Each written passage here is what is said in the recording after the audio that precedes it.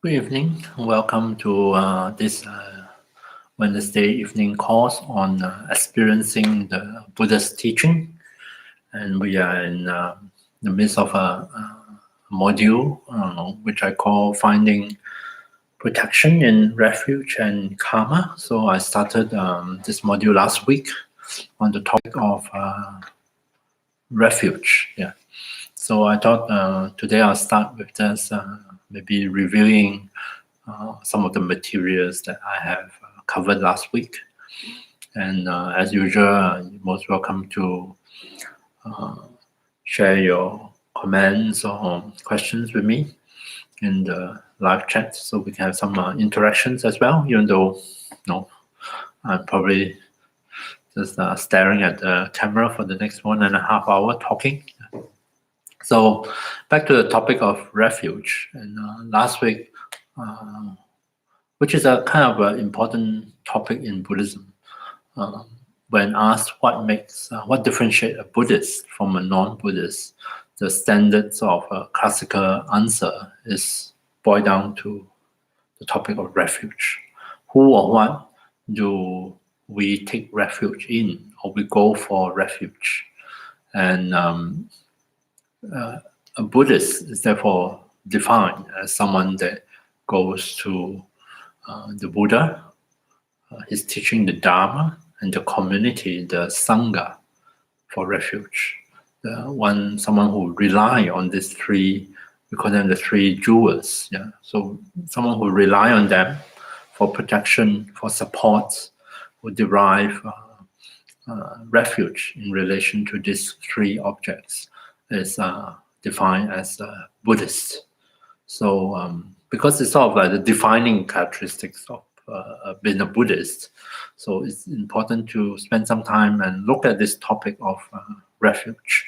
So last session, I started off by talking about the causes of refuge, or causes of the condition, the support, the underpin this whole act of refuge. As the word implied, refuge has something to do with safety, something to do with protection. And why would you need safety and protection? Why would you even think about it unless you experience or you are aware of a danger, or you experience fear or dread, fear or dread about something that happened in the past that might still be haunting you, something that you're worried about in the future, or maybe even in the present moment. So the conditions for refuge are quite often said to be fear. So there are certain things that we are afraid of, certain things that we seek protection from, or we seek to be away from. So there's fear is one condition. Fear may be a very strong word, so it's not like we are petrified every moment, but it just means that there are certain things that we want to avoid, we want to be free from.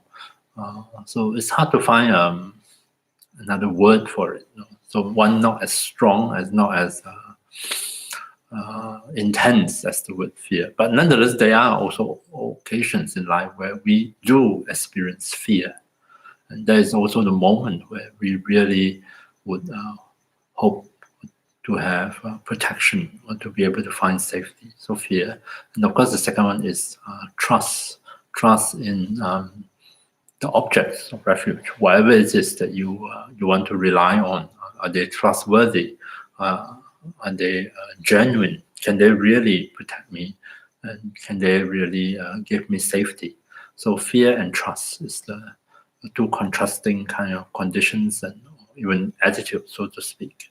And you can see one is really the opposite of the others. And precisely when there is trust, that really protects us from the fear.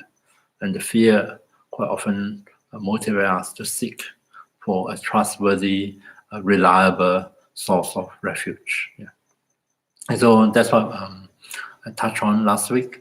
I also talked about common objects of refuge, things or activities or objects or people in whom we rely on, we seek refuge.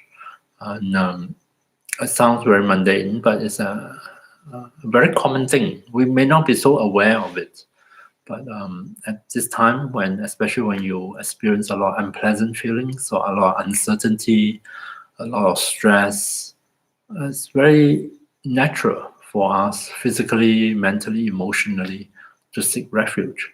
So the question is, what do we seek refuge in? What do we rely on? What do we place, or where do we place our trust? Yeah. And it could be something as mundane as my so-called bag of potato chips, which while I'm chowing it down mindlessly, remember it's very important to eat it mindlessly, not mindfully, because if you eat it mindfully, you may decided that it maybe not so good, such a good idea to finish the whole bag. Yeah, but when I do it mindlessly, I'm actually seeking refuge in certain kind of sensations, certain kind of very habituated activity, and of course certain feelings. It triggers certain feelings. Yeah, and that like a very temporary refuge that takes my attention away from maybe very distressing things or very stressful, unsettling thoughts. Yeah, so I don't have to think about that. I can just focus on just finishing the entire bag of potato chips. Hence, the need to have a big bag, not a tiny little one. Yeah. Other kind of refuge we seek, of course, is has a lot more adverse consequences. Substance abuse in the various different form. I'm not saying that's the only reason why we do that, but quite often it's a way of avoiding or escaping from very unpleasant situations or feelings. And so we seek refuge in substances that might alter our experiences, or if not give us bliss, at least dull the sense of pain.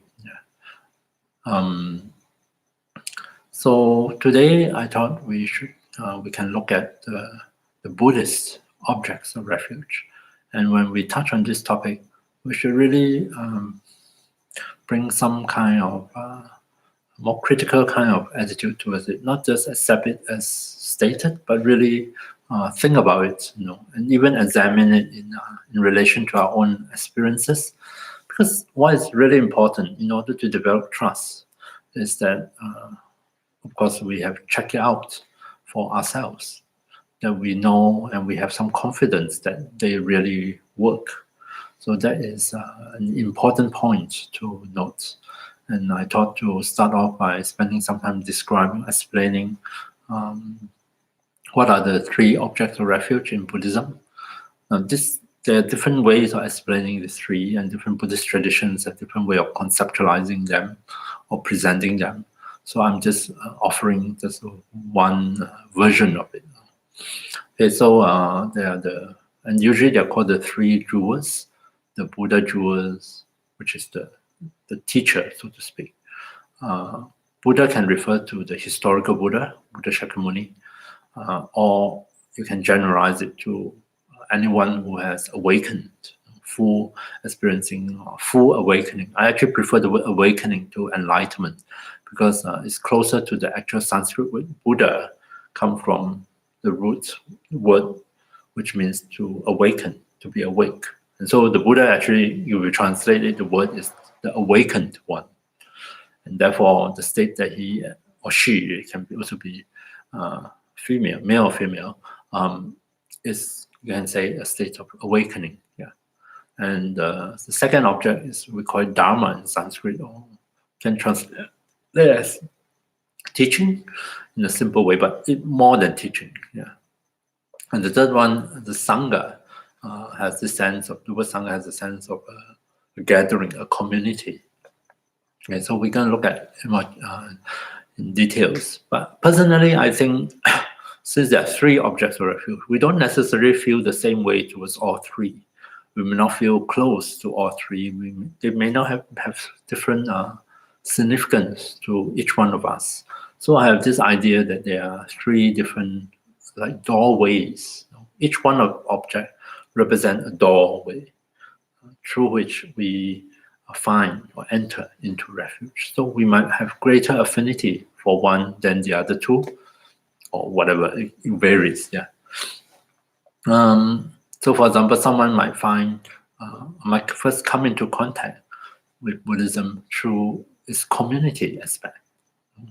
They enjoy joining in certain activities or meditation with this community, and over time they able to build relationship with the different members of the community, and they find very supportive, very helpful for them, and the genuine friendship developed through that. And so the sense of community becomes very important for such a person, and it becomes an actual object of refuge for them.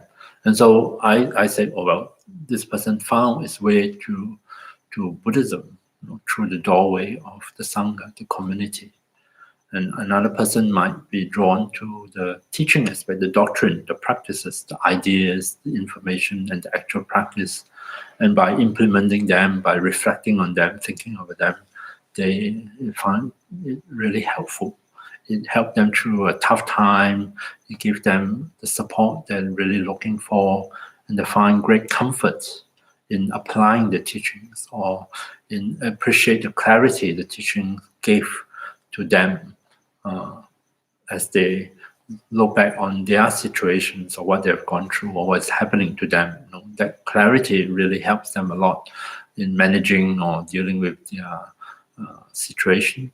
And so then the Dharma, in this case, becomes the portal, the doorway for them to find that confidence, that trust. Hey, this works. This really effective. I find a reduction in suffering and fear. I find great sense of ease and comfort through applying the Dharma. So then the Dharma becomes the doorway to a refuge for such a person. And then there will be others who come across a statue like the one behind me, come across the life story of the Buddha, the teachings of the Buddha, but it's the more like the person, the figure of the Buddha, or maybe find a time of distress, going to a temple, praying, sitting in the presence of the huge big Buddha statues, and even praying to it, and then finding somehow some kind of support or resolution to their problems. Then in that case, the person of the Buddha, represented of course by the statue in such a case, become a doorway of refuge for this person. Before I go into the details, I just want to mention a bit of the role of a spiritual teacher. How does a spiritual teacher fit into these three objects of refuge? And you may find different answers from different people. In the Tibetan Buddhist tradition, we tend to see the spiritual teachers as the embodiments of all three objects of refuge. And in a way, it's kind of, it makes sense, because maybe the first main thing coming into touch with Buddhism, apart after reading a lot or these days on the internet, is to meet a person who practices the Dharma, and who may also be in a position of teaching or sharing the Dharma. So it's by meeting this person, this living person, and having all this interaction with this person that you might find benefits, support, and find that sense of refuge in a sense. So this person becomes the doorway of finding refuge for you. And what role, does this person, this teacher, or in the modern context, you can say a mentor? Yeah. Well, the person can, in a way, can be like a Sangha, a community member. It's just one, but a very significant person, who bring his or her wisdom and compassion to bear on one's own problems and issues, and been really supportive in that sense. Yeah.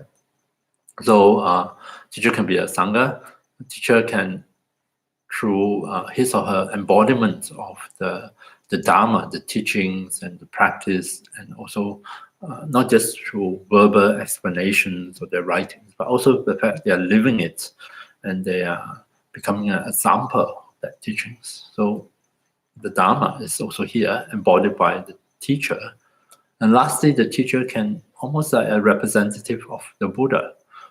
It is the interaction with this living teacher. It's almost like just like the Buddha's own disciples interacting with him 2,500 years ago and receiving his guidance, his advice, or just by being in his presence, how that might be helpful for them. So then the spiritual teacher, spiritual guide is also, like the Buddha, a teacher. So that's why in Tibetan Buddhist tradition, we tend to see our teachers as the embodiments of all three objects of refuge. But today I haven't mentioned that I just look at the three objects of refuge separately, because not every one of us are in relationship with one. So we just settle back on them, just looking on the three objects of refuge individually. When we explain these objects of refuge, there is a way of presenting them on two levels. One is you can call the more superficial, maybe an easier way to understand or relate to, call it the conventional level. Then there is another way of understanding them that is a bit deeper and something, these three objects. Okay, I'll start with the Dharma, because among the three, I think the Buddha is the most difficult for me to explain. You might find it surprising, but I actually find that because of some of the ideas within Tibetan Buddhism, within the Vajrayana tradition. The Dharma, the conventional level, is the most visible one. Is of course these days is the text, the text of the Buddha's records of Buddha's teachings, discourses, as well as all the commentaries and all the explanation. These days is wealth of books published on the Dharma, on the Buddha's teaching. I remember when I first started learning about Buddhism, there's not so many books available, and now there's an abundance of these resources, both written and also oral, verbal. Verbal in the sense of receiving an explanation from someone. Of course, these days with technology, then we have all the recording and so on and so forth. So that is one level of understanding the Dharma, which is the information, the teaching, verbal, written, or preserved in whichever medium. And so that can be helpful on one level by reading about it, listening to it, turning those ideas and perspective around in our mind. We might find some help and support. But on a much deeper level, the Dharma objects of refuge refer to the actual changes that happen within a person, what we call realizations. So we have the two levels. One is called scriptural Dharma. That's conventional, scriptural texture level, be it in written or verbal form. And then we have what we call realizational Dharma, the Dharma of realizations, making real those information in our actual experience and actually transformation of our own mind and heart. So the realization within us are the ultimate Dharma, and sometimes also called the actual Dharma, because this change of heart and mind is the one that really protects us from suffering. Previously, in a particular frame of mind, a particular perspective, overwhelmed by certain states of mind like craving or hatred, we really suffer. And when we have a realization, we shift out of that. We have a profound shift in perspective. We see things differently, we feel differently, we respond differently. And this shift, this realization, the more stable, permanent one, well, since it's here, it protects us, it prevents us from falling back into our old ways. In a way, it symbolizes or represents a liberation from that old way of living, old way of reacting, of thinking and feeling.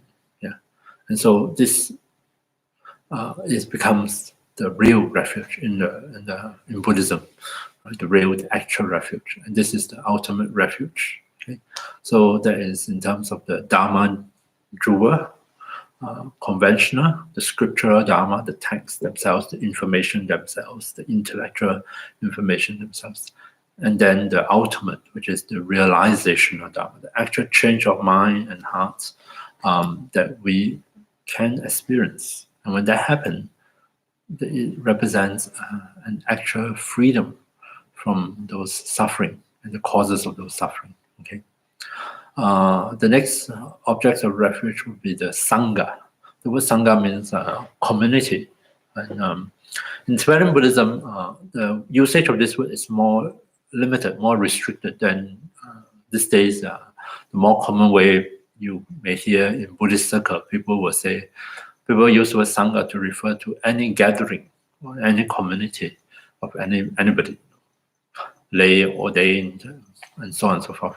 But in Tibetan tradition, traditionally the word Sangha is reserved on a conventional level to only the monastic Sangha, the monks and nuns, who taken the monastic vows, who adopt this very particular lifestyle that stem from the Buddha. That is, the whole idea is to make it conducive for putting the Dharma into practice and to actualizing it to gain those realizations. So on a conventional level is the monastic community. And the way of the rules of the community goes in the monasticism is they actually require a minimum of 4 fully ordained person, usually 4 fully ordained monks to form a community. 1 is not a community, right? So then 4. And that is the minimum number they require to perform certain rituals like ordinations and so forth. Yeah. Right. So that is the conventional level. And of course, the whole idea of a group of people giving up their home, their job, their whatever security, and in the old days, literally going off into homelessness. Because in the early days of Buddhism, the community don't have a fixed residence; they are wandering around. Yeah, of course that change as time passes, but it's really like changing your entire lifestyle completely to one that is solely geared towards actualizing the Buddha's teaching in their own mind and heart. Yeah. So they make tremendous changes and also sacrifice, and they devote all the time and energy to learning the Dharma, to even memorizing, because in the old days a lot of it is passed on orally. Memorize, they need to recite, and then they need to put it into practice. So it's a group of people, men and women, who really devote and commit their time and energy and their life towards the practice of Dharma.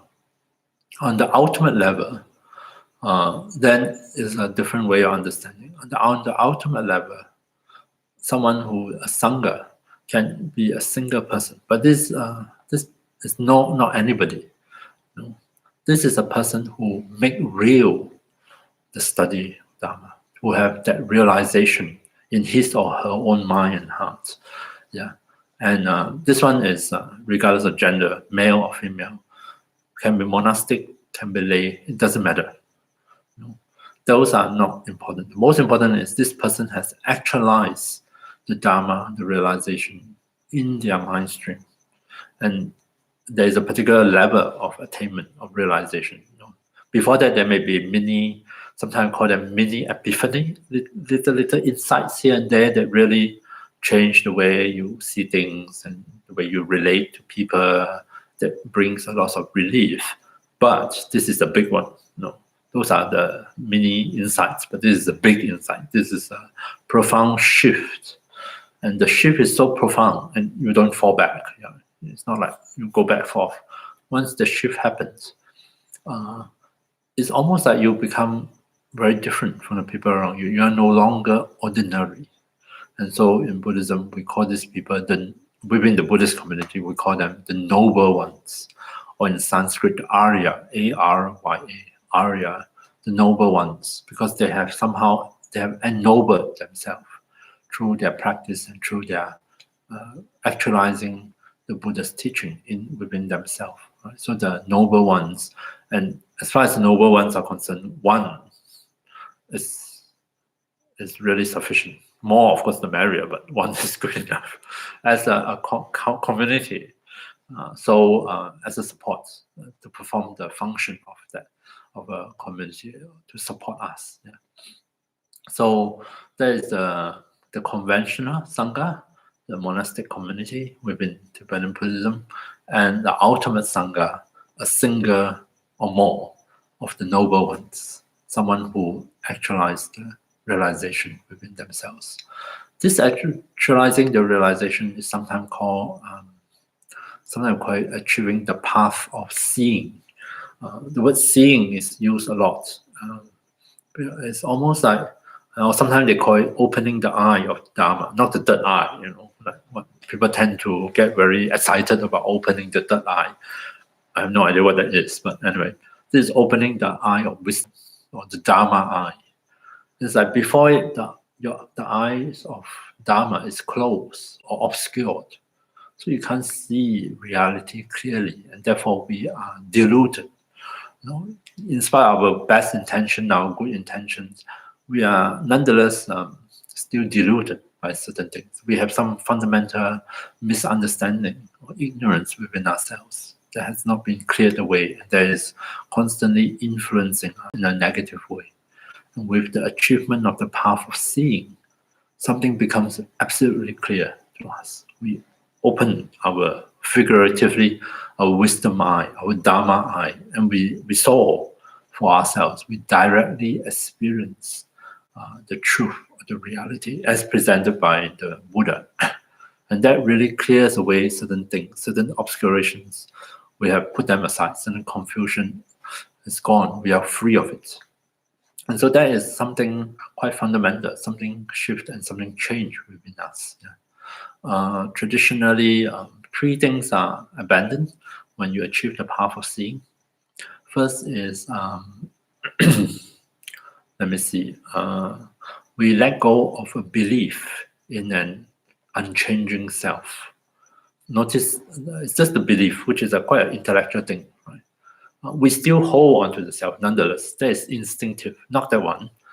But if we were to ask such a person, do they believe in an unchanging self, a permanent soul, as some people like to say? This person has, it's not just in his thoughts. Of course, most Buddhists would say, no, I don't believe in an unchanging self, especially if they study some of the Dharma. But this person has seen the reality in such a way that he or she simply cannot believe that there is an unchanging self. They know for themselves, through direct experience, there is no such thing. No such thing as a part of me that is somehow permanent, that resists change, that is unchanging, then go from one life to another. They can't believe in it anymore. It's gone from them. Yeah. So they abandon the belief or the attachment to a view of self, a view of an unchanging self. That's one level. The second thing that they let go of is they let go of ritualistic or routine. Could be religious, could be otherwise. And conduct means moral conduct. Yeah. This one is interesting, because of their seeing, they understand that what is really needed to progress on the Buddhist path is not so much getting all your ritual right. This is important. There's nothing wrong with getting them right, but just merely getting them right is no replacement through seeing. Right?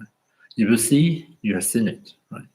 And that in itself is not so dependent on doing the right things, which is a very common thing when you enter a spiritual circle.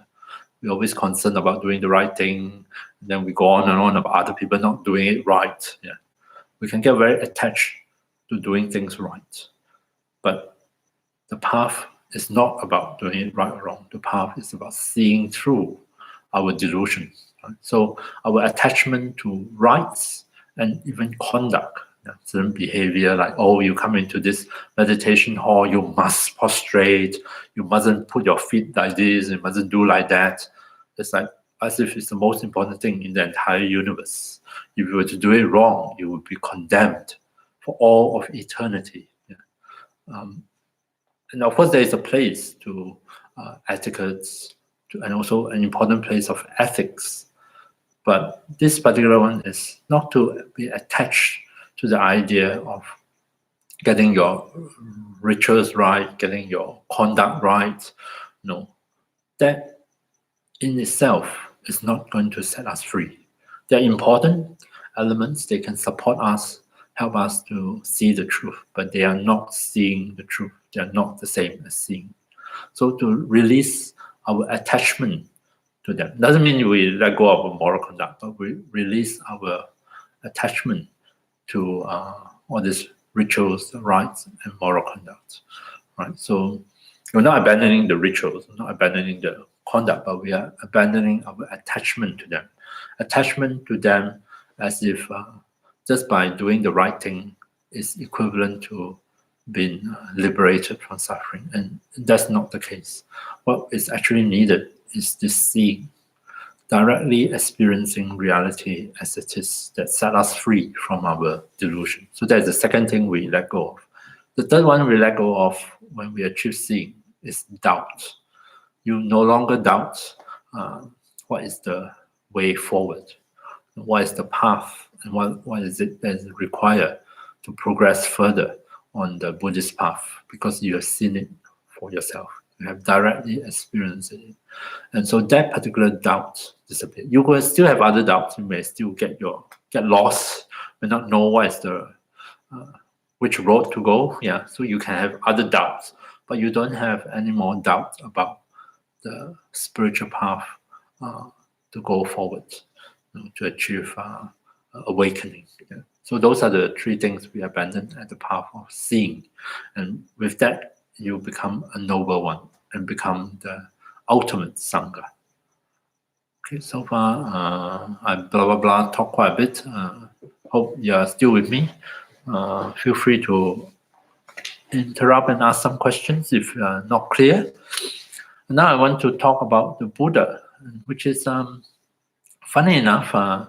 You would think it's easy to describe the Buddha and explain, because such a prominent object of refuge. After all, we in English we name the religion or the whole philosophy, whichever way, after this person, the Buddha, right? Buddhism. You would think that it's easy to talk about the Buddha, to identify this object of refuge that we call Buddha. And maybe for other people, they say, "Oh, it's a piece of cake."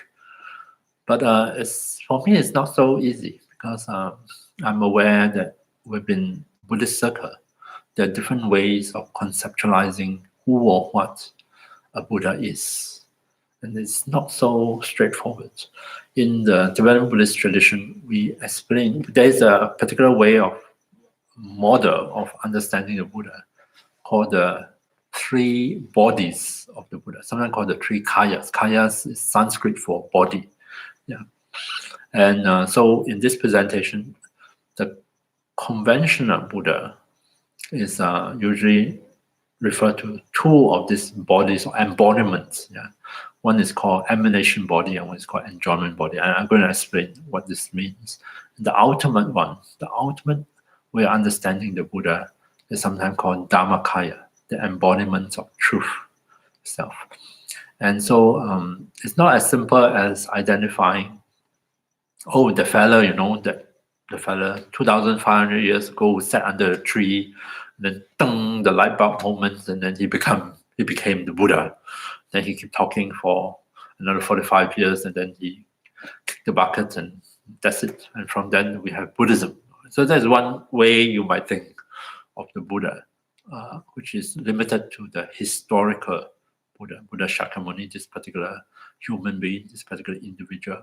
And this way of thinking of the Buddha, you can call it a humanistic Buddha. It means identifying the Buddha strictly with a particular individual, a human, of a historical, supposedly to be a historical person, who born at a particular time and passed away at another time. And throughout his life, then he has all these various experiences. You may read up about them in the biography. And so, but true and true human, maybe quite a special human, but nonetheless human, subjected to birth, to aging, to sickness, to death. And depending on your inclination, he may or may not have some supernatural, supernormal powers. Yeah, but nonetheless, the humanistic aspect of the person remain very strongly in this way of conceiving the Buddha. Now, the version that I'm explaining is very different from this. It's not a humanistic Buddha. In fact, Buddha becomes something quite mystical or even transcendental. Yeah. So on the conventional level, then there are, in this presentation, not just one. At any point in time, there can be many Buddhas. Right? And the Buddhas come in different form. The one that we probably most easily associate with is a human being, that embodies the qualities we associate with the Buddha, achieve awakening, have all these wonderful good qualities, realizations, and who serve as a guide, a teacher for other people. And this embodiment, literally, where even ordinary person like me can, I'm not so lucky, but if you're born 2,500 years ago, you actually can meet the Buddha in person, right? So this form of the Buddha is called the emanation body, as if it is a physical form, emanate from a source, something much deeper, much more mystical. And that's not the only form the Buddha can emanate or appear. For other human beings whose minds are much more clearer, less obscured, they may, they won't bump into the Buddha on the street, but in their meditation or in a different state of mind, they can have a visionary encounter with the Buddha. And that Buddha that appear to them in their visions or in pure visions is not made of flesh and blood and bones, no, but it's something much more made of light, like the kind of Buddha that we talk a lot about, we try to visualize, and that actually appeared to these people, actually able to give them advice, give them teachings. They seems to manifest within the consciousness of people whose mind are sufficiently pure or ready and able to receive such a teaching. Now, that form of Buddha is sometimes called the enjoyment body of the Buddha. It's not something that is most people are able to access or come into contact with. And so it's something quite reserved to a special group of people. Right? Enjoyment body, in the sense that it's something that something really radiant and beautiful. And enjoyment body are also related to the notion of pure land. You might have heard in certain Buddhist traditions, we talk about pure land, about how when a person achieves awakening, become a Buddha, the Buddha is not only is there a person, but there's create an entire world, a land, along with his or her awakening. And on this land is the most conducive condition to practice Dharma. And people can, when they die, they can take rebirth in the Pure Land. Instead of being reborn in our world again, they actually can take rebirth in the Pure Land. And there they will have the excellent, most conducive conditions to practice the Dharma under the guidance of the Buddha. And that Buddha is also in the enjoyment body form of the Buddha. Something much more celestial, not so mundane, earthly, not one that is made out of good old skin, muscles, bones, blood, and so on. Yeah. So there is these two aspects of the Buddha, much more accessible to ordinary people or people who have cultivate meditation practice with a much purer mind. So these are forms that make the Buddha accessible to us, right? So there's a question, no questions there. So the Dalai Lama could be the emanation of the Buddha. Oh yes, in the Tibetan Buddhist tradition, those who are devoted to His Holiness the Dalai Lama view him as an emanation of the Buddha of compassion. So it's like the Buddha of compassion, if we were to take human form, human flesh and blood, and that's what they regard him as. Yeah. So that is a conventional level. You can see why it's conventional. It's almost like awakening or enlightenment in physical forms, right? Be it a very coarse one that even anybody can just bump into, or more refined one, where we need to a certain purity of mind in order to contact. And it is through these two forms that the Buddha convey teachings that guide us and show us the way and present the Dharma. Right? And the one about the ultimate level of the Buddha. And that is one that is, although we talk about it, is not accessible to us until we ourselves achieve the same state, until we ourselves fully awaken. It's not something that we can touch. And that is formless. It doesn't have a form, doesn't have a shape, doesn't have a color. It's almost, and sometimes it's equated with the omniscient mind of the Buddha, the awakened mind of the Buddha, which is has some amazing ability. Omniscience is quite often we talk about it in Tibetan Buddhism, all-knowing. In particular, the Buddha is said to be very skilled in knowing the disposition of each sentient being and what is the best way to help each one of them. Yeah. So it's all-knowing in that aspect that makes it the ideal teacher, ideal guide in a way.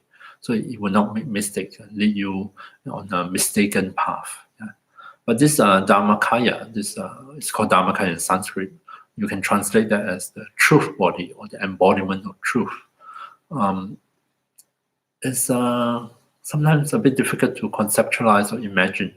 It's almost like it pervades everywhere of the entire universe. At any time or place when someone is just ripe, it's ready, then from the Dharmakaya, then comes the emanation body or the enjoyment body to make contact with the person, to guide this individual on his or her path. Yeah. So that is this presentation. As you see, this Buddha in this presentation is not only human anymore. It's something that even transcends our idea of what it means to be human. Right? Is that Buddha essence? Is Buddha essence when it's inside an ordinary person like me? There's a certain aspect of me that we call Buddha nature, which signal that I have the potential to fully awaken, to actually become something like this, the Dharmakaya, the truth body, the emanation body, and enjoyment body. So when it's still in the potential form, in me as an ordinary person, we call it Buddha essence or Buddha nature. In the case of a fully awakened Buddha, it's no longer an essence, or sometimes we call it Buddha potential. It's no longer a potential. It's already fully actualized. It's fully displayed, manifest. And so therefore, you don't talk about a Buddha essence of the Buddha. Essence is probably not a good word to use. It's Buddha nature or Buddha potential. Yeah. Okay, so that is a very brief presentation of the objects of refuge.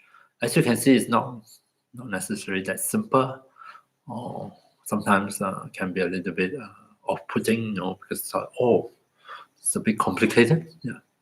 So I'd like to present it in a more generic form, bring it a bit closer to our current or daily experiences. And in this tree, one way of looking at it is in our daily life, what can prove to be helpful as an object of refuge, as a support to protect us, to grant us safety. Could be in terms of the Buddha is like a person in the role of a mentor, right? Someone who is a guide, a teacher, but also a source of inspiration. And the most important I see in the case of a mentor is someone who has confidence in us, who has trust or belief in us, in our potential, in what we can achieve, and are actively, in a way, inspiring us, creating the conditions for us to discover that for ourselves. Someone who holds the faith in us long before we have the faith in ourselves, long before we trust that we can become someone like a Buddha, we can fully awaken, or long even before we have any notion of what it means to awaken. A mentor is someone that can see that potential in us and act to nourish that potential, to bring it forth. And in real life, we have, maybe not in the Buddhist sense, but we do, well, at least for some of us, we have some people in our life that perform that function, that role. And there is something really marvelous. Personally, I think it's wonderful and marvelous if we are blessed to enter into such a relationship with another person, a mentor, someone who has certain wonderful qualities. Not perfect, I don't mean perfect, but nonetheless, in certain areas, in certain aspects, have really wonderful qualities and are able to perform that role of a mentor for us. Really been very helpful in that sense. And the Dharma is, you can compare it to knowledge and skill in our daily life. In certain situations, having knowledge can be very reassuring, can be very helpful, as opposed to finding ourselves in confusion with lack of knowledge, not knowing really what can we do to protect ourselves, to get ourselves to safety. Knowledge can be a very helpful, right? And knowledge can be intellectual, but when we actualize that knowledge within our being, within ourselves, it becomes a kind of skill that we embodied. And that skill can come into very handy. It can really help us in certain situations. So you can think of the Dharma in these two analogy. So scriptural Dharma is like knowledge, and realizational Dharma is like skills that we have actualized in ourselves. Yeah. And you can see that how it might be very helpful to us. And finally, the Sangha, the community. And this one, I think if you think in terms of community, I think you can really appreciate how beneficial it can be, right? The fact that you have all these people with you that are supportive, that are loving, and they care about you, and that are able to support you in different ways when you are in need, and that makes a big difference in our experiences, and that really gives us a sense of safety, and that really help us through really difficult times. Yeah. So that is so the three objects of refuge are in a way not so alien to our daily experiences. It's just a matter of getting ourselves acquainted with them. And as I emphasized, you may not feel the same way towards all three at the beginning. So there might be one that is particularly resonates strongly with you, and you can see that as your doorway into refuge. Yeah. Okay, so I have talked quite a bit. I thought maybe we should explore in the meditation this whole notion of refuge. And I would like to share this meditation with you. Let me just describe it. It's called Meeting the Buddha. Now, of course, you replace the. No, let me just explain how we do it. We start off by imagining ourselves. I learned this from my teacher, Venerable Sangha, and in her version, you start off imagining yourself in Indian marketplace. Not in the current lockdown situation, but in the old days. Full of people, activities, noise, sounds, smells. It represents the busyness of samsara, of our usual existence, full of, it's a realm full of desires, full of all sorts of irritations and angers and confusions. And then you walk away from the commotion of the marketplace. I tend to, in my version, replace it with a shopping mall. After all, I'm a Singaporean, and we have a lot of shopping malls in Singapore. And growing up, we spend a lot, even now, if I visit, we spend a lot of time in shopping malls. Shopping malls are the modern equivalent of the marketplace, full of all these alluring products, consumer products, full of people, full of activities. It's a realm of desires, of have and have not, and so on and so forth. Yeah. So it represents a certain level of commotion within our life. And so we find the nearest exit and imagine ourselves leaving leaving it behind, leaving all the busyness, all the commotions, all the sights and sound, and along with it, all the disturbance that come along with it, and take a path. And this is a magical kind of journey. You can step out of a shopping mall, step out of Indian market, and suddenly you find yourself on the path. You can join different experiences in your life together. And this path takes you away from the commotion along a scenic road. I leave it to you, whichever what sort of sceneries that are most pleasing to you, that comes naturally to you. You just walk along this path, leaving behind the commotion, really enjoying the change of scenery, the peace, the ease, the comfort that come along with it. And you walk towards the distance, and our destination is right far there, out in the open. And there is a huge big tree, the Bodhi tree, the tree of awakening, under which the Buddha achieved awakening, enlightenment. So that is our destination. We are walking there.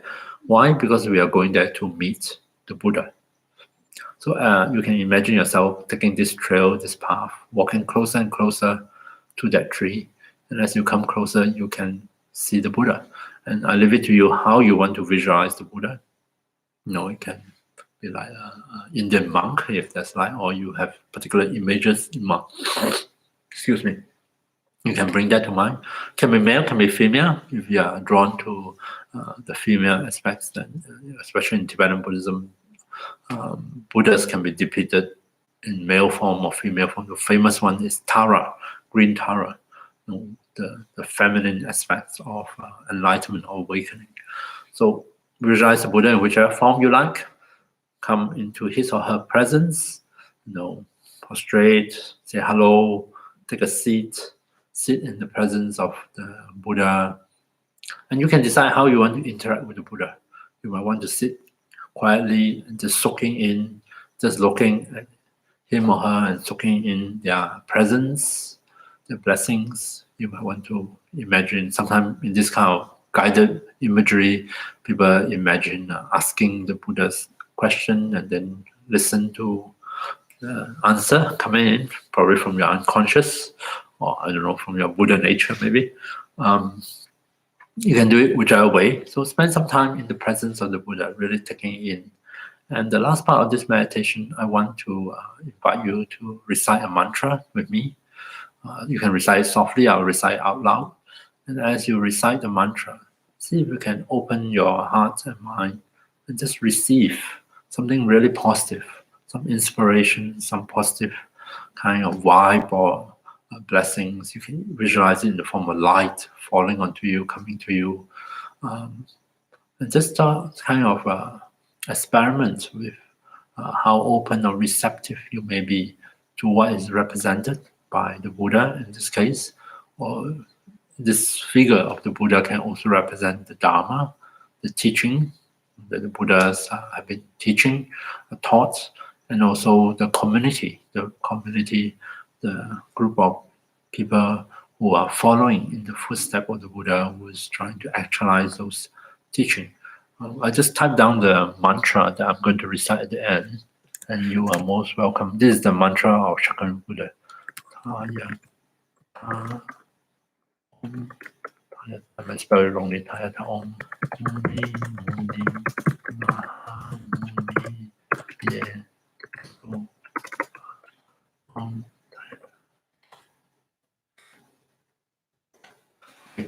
So I post it on the live chat, and if you don't know the mantra, you can read that and join at the end of that visualization. And we will spend a few minutes reciting the mantra and just allowing not so much thinking, but just be open and receptive and receiving something. Imagine receiving something really positive from the Buddha. Okay, so let's do this meditation of meeting the Buddha.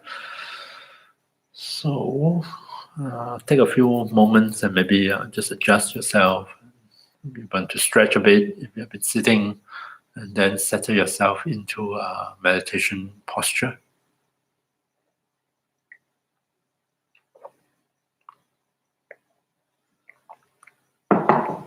Just ring this bell to signal the start of the meditation.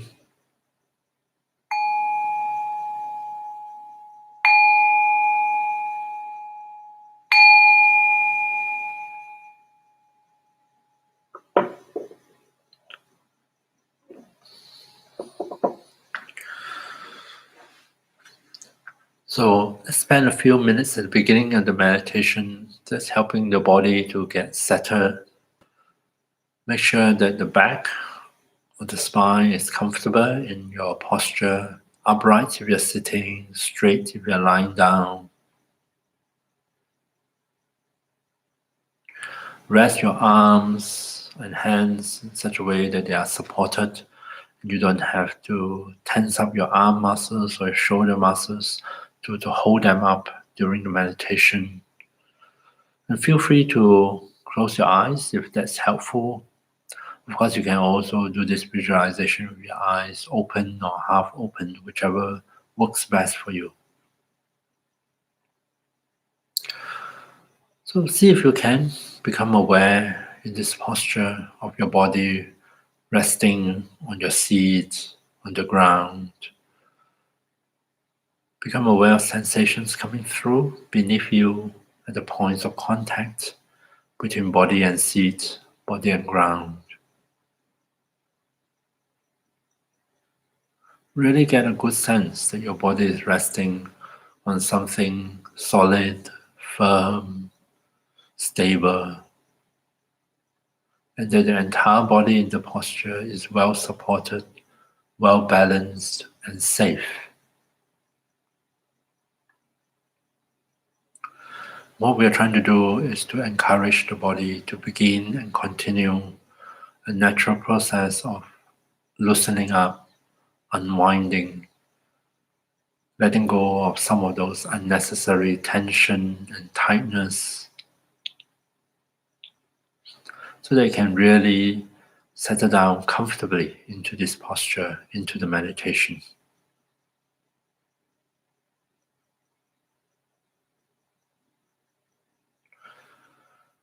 And then next we're going to take a few minutes just to help body and mind to shift gears, to make that transition into meditation. And we're going to make use of our breath to help us, breathing in and out deeply for a few times. See if you can remind yourself as you breathe out to release.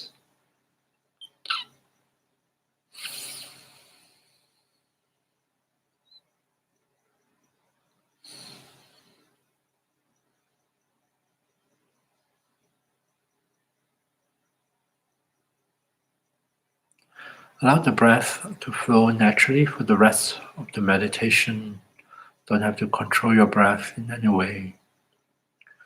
Let's just rest our attention on the natural breath for a while, allowing ourselves to fully experience the in-breath and the out-breath.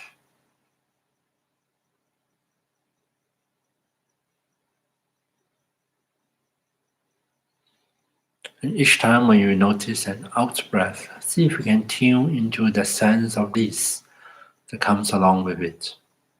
Breathing out, we relax the muscles of our diaphragm, our chest. So there is a feeling of release. We release the carbon dioxide. We release the stale air of the lungs. And maybe some other areas of tensions and tightness in the body, some of the agitations, the thoughts, the images of the mind. Maybe we can also let them go with the out-breath.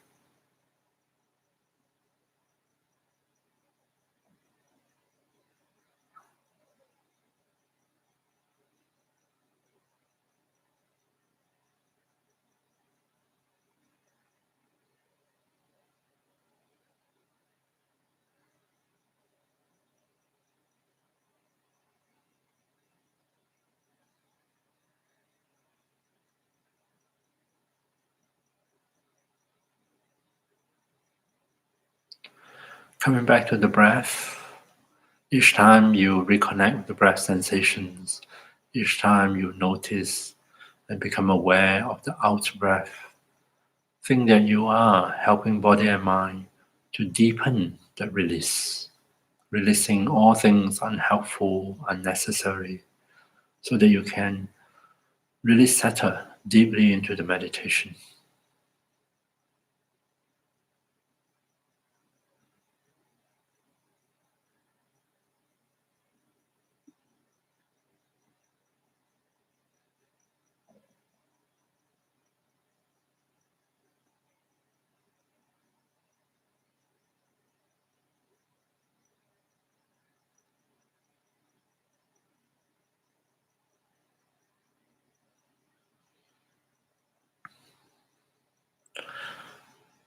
And then we can begin the actual meditation on this guided imagery of meeting the Buddha.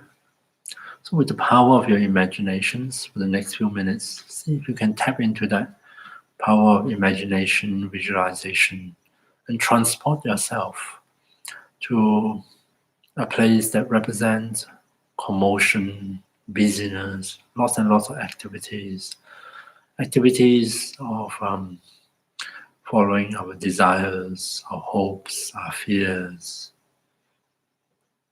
So I would visualize a shopping mall, lots and lots of people shopping, mingling, talking, doing all sorts of things, and see myself in the midst of it.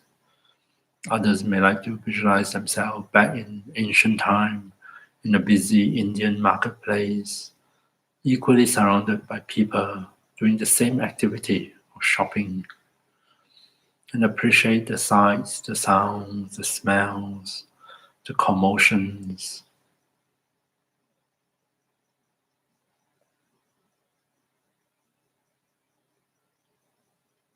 Really see if you can enter into your visualization, your imagination.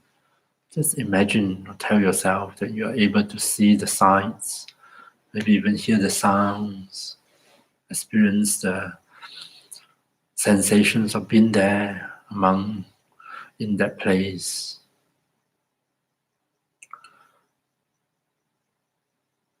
And see if you can give rise to the thought of leaving it behind, putting it aside, leaving behind the noise, the activities, the commotion, to go to somewhere much more peaceful, much more at ease,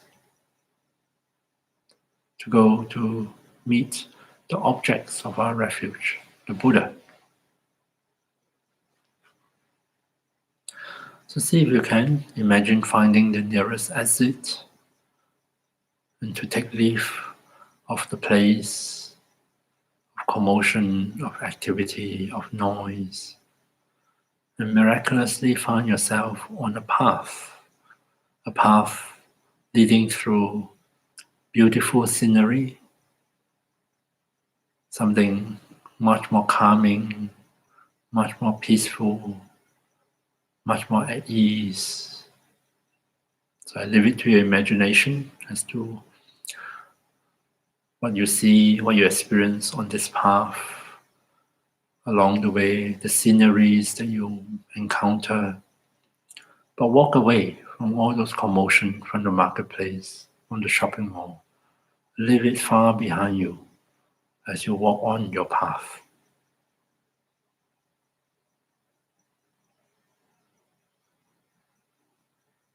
Look around you, allow yourself to imagine and experience the sights, the sounds, smell or taste if appropriate. Imagine the bodily sensations you may have while you're on this path, while you're on this walk.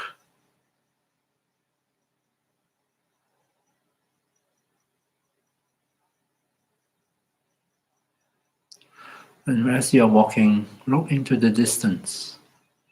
And right there, not so near, not so far, is your destination, a ginormous tree, a Bodhi tree, the tree of awakening. And that is your destination towards which you find yourself walking.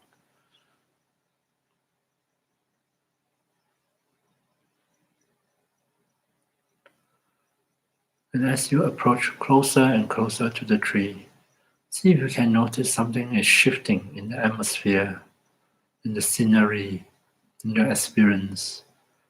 You're coming into the presence of the Buddha, the awakened one.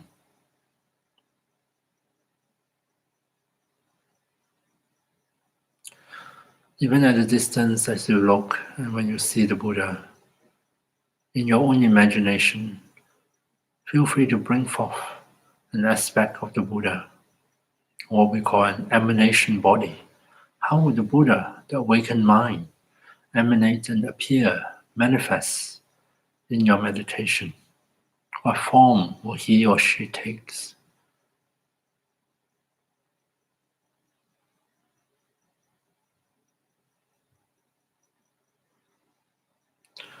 And as you approach closer and closer to the Buddha, the image of the Buddha becomes clearer and clearer, larger and larger. And when you finally arrive in front of him or her, pay your respect, find a seat nearby to settle down, and take a good look at the Buddha. Allow yourself to be here in his or her presence.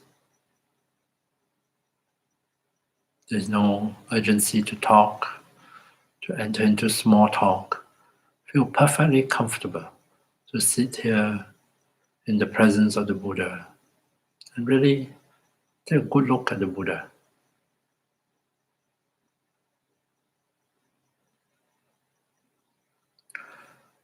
Traditionally, we are asked to imagine the Buddha looks at us with eyes of great compassion and love.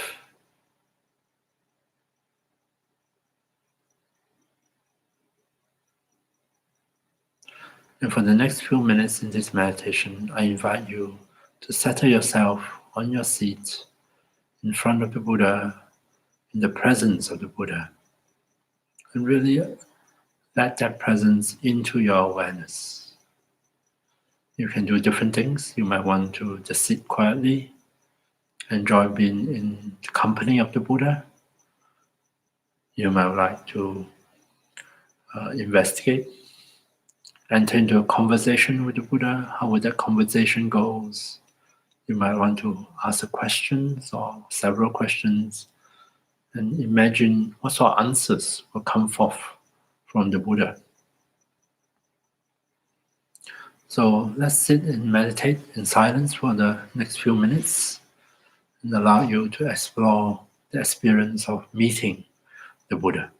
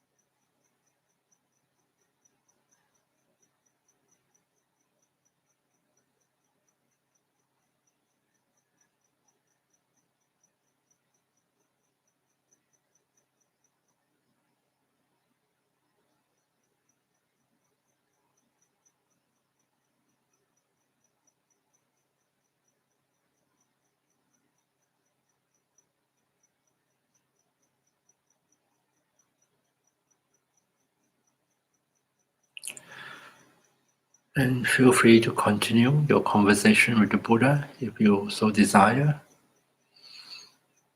Otherwise, I also invite you in the presence of the Buddha.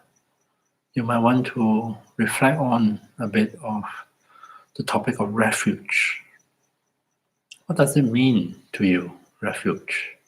Among the three objects of refuge, the Buddha, the teaching, the Dharma, the community, the Sangha, which one or more than one of the objects of refuge resonates strongly with you or the most meaningful to you in your own experiences? Which one of you really convey a sense of refuge for you? So spend a few minutes reflecting on refuge and the objects of refuge.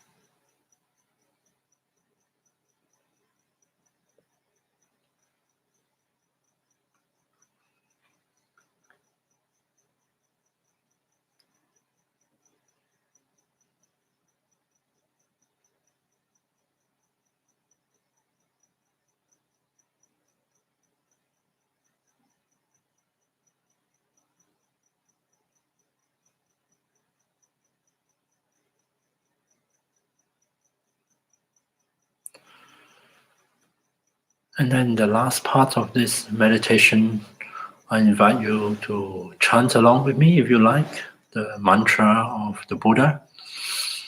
You can chant out loud or softly, or you can just listen to the chant. If you like, you can visualize receiving the blessing of the Buddha in whichever form, like light come from his body, enters into you.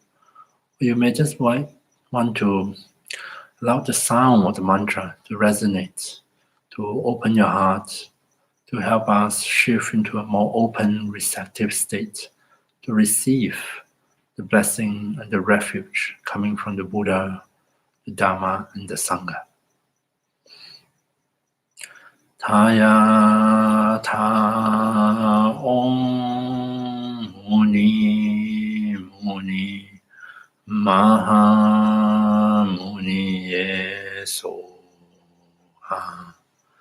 Thaya tha om muni muni maha muni ye soha. Thaya tha om muni muni maha muni ye soha. Thaya tha om muni muni maha muni ye soha.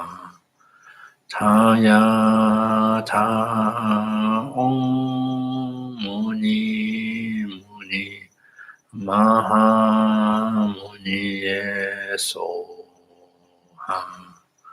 Thaya tha om muni Mahamuniye Soha Taya Ta Om Muni Mahamuniye Soha Taya Ta Om Muni Mahamuniye Soha Taya Ta Om Muni Mahamuniye Soha Taya Ta Om Muni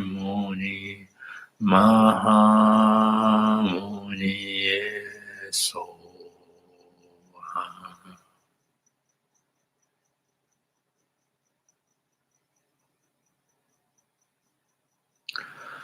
And see if you can imagine the entire scenery, the Buddha, the Bodhi tree, everything that we have imagined and visualized somehow dissolve into light. And that light come back into us, flow into our hearts.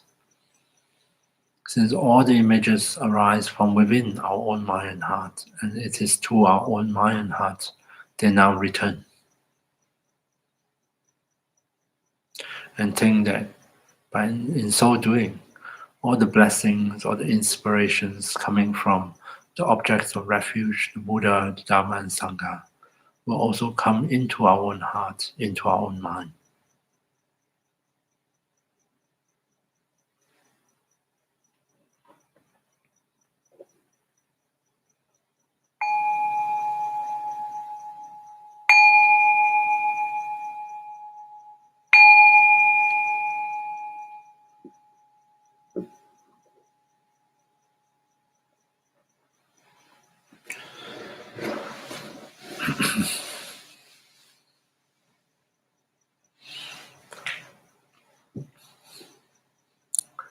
Okay, so there is some visualization practice to explore the topic of refuge, of meeting, and be open and receptive to the inspirations coming through from the Buddha, from the Dharma, and the Sangha.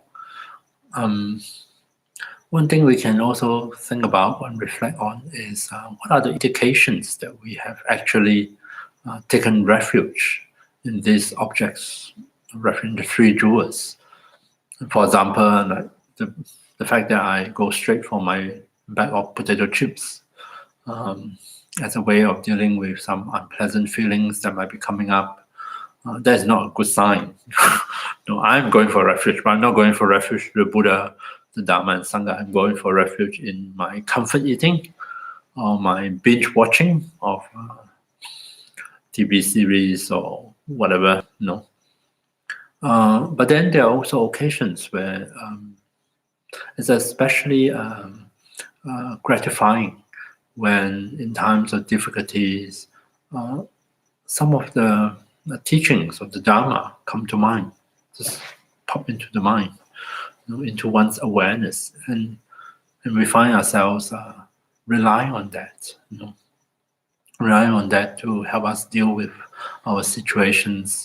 We find ourselves, a mantra comes to mind, and by reciting the mantras, it really helps to settle us down. It really helps us to make clear decisions and choices that might be helpful. Or we find ourselves falling back on our spiritual community. We reach out to others to support us, and we found that support from our community.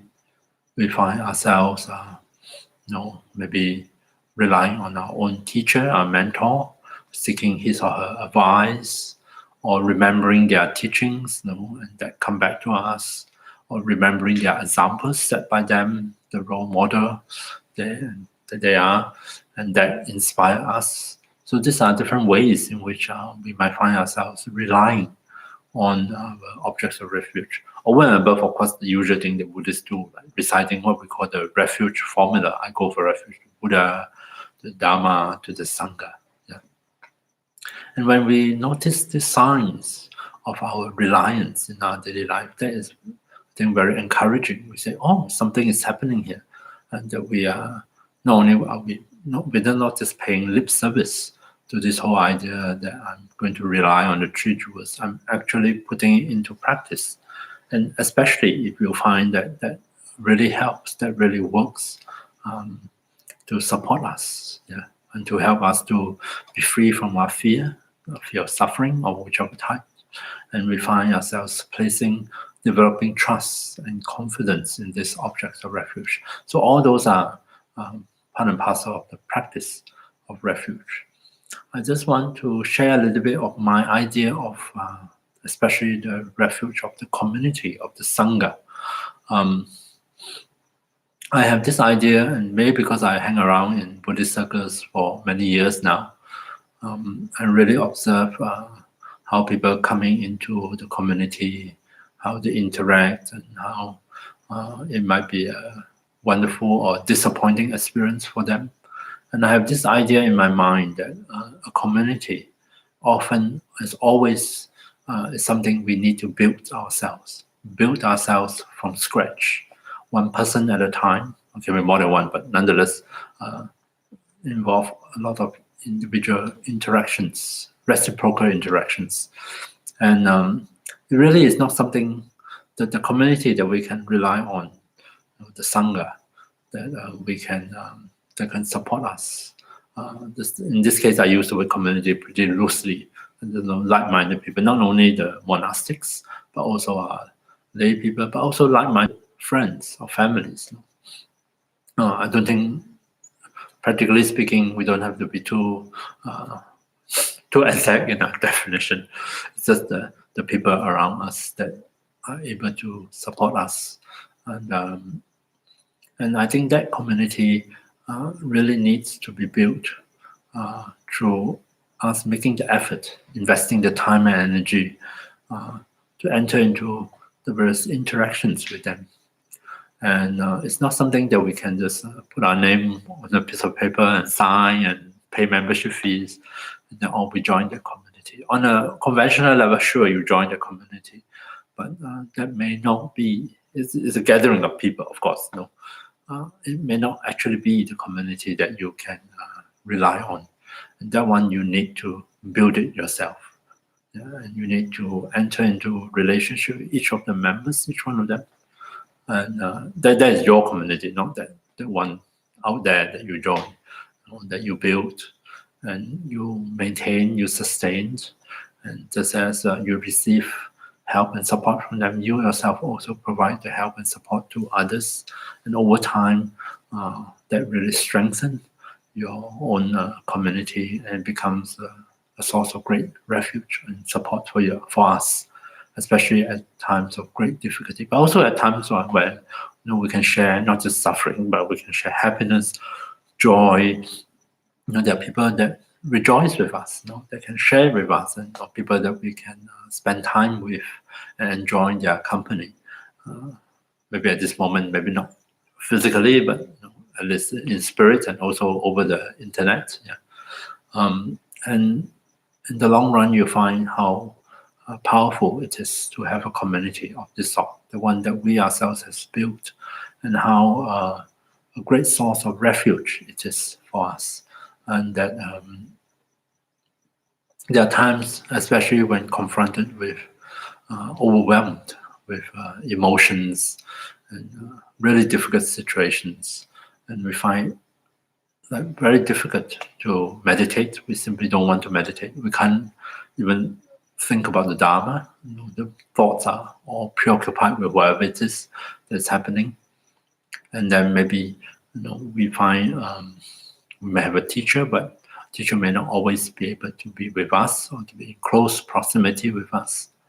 Then the Sangha, or in this case, the more loosely way of interpreting our community, becomes really vital, and we can rely on it and found refuge. Yeah. So that's all I have in mind for today. Is pilgrimage with others very important for strengthening the community? Yes and no. No. Something about community is, of course, you take the good along with the bad. We have to, just as we want people to accept us for who we are, we also need to accept others for who they are. And pilgrimage is a wonderful opportunity to find out how acceptance we are, accepting of others we are. Because you spend a lot of time together with people in a very unusual setting. And on a pilgrimage, usually pilgrimage involves certain physical hardships, and I think it is really wonderful if you can take it with a positive attitude. This shared experience can really strengthen the sense of community among whoever you are with, or maybe not. No? So, but nonetheless, it's wonderful to have an opportunity to go on pilgrimage with others, or on your own. Without going on a pilgrimage, just by spending time in our daily life and giving attention. The most important thing is attention and energy. I hope each of us are able to build our own community and to find ourselves not alone in our life journey and also on our spiritual journey, that we find like-minded people. They don't have to agree with everything we say or do, but nonetheless, they are like-minded people that come together with us and support us. So thank you very much for your attention, and thank you everyone for participating, those of you, and I wish you a good week ahead, and see you next week. Good night.